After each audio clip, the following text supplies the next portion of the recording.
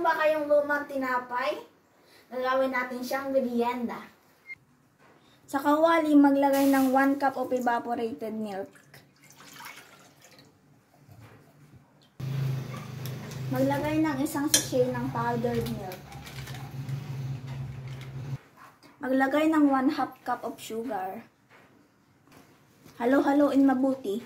Mahina lang ang apoy. Maglagay ng isang kutsara ng butter. Halo-haloin hanggang kumulo at mag-dissolve ang butter. Pag ganyan kumukulo na po, ilagay na po natin ang ating tinapay.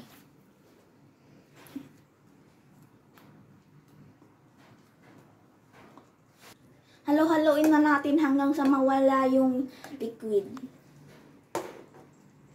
After ilang minutes ng paghahalo, ito na ang hitsura. Pwede natin patayin ng gasol. Transfer na natin ito guys sa lagayan.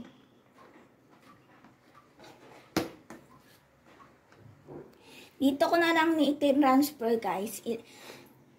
I-flatten natin yung taas tapos ilagay sa rep for about 1 hour.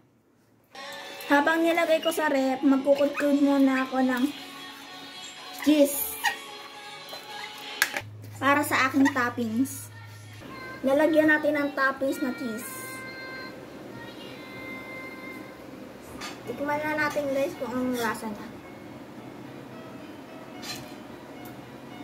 Masarap siya at masarap. Ay, matamis at masarap. Bye! Thank you for watching!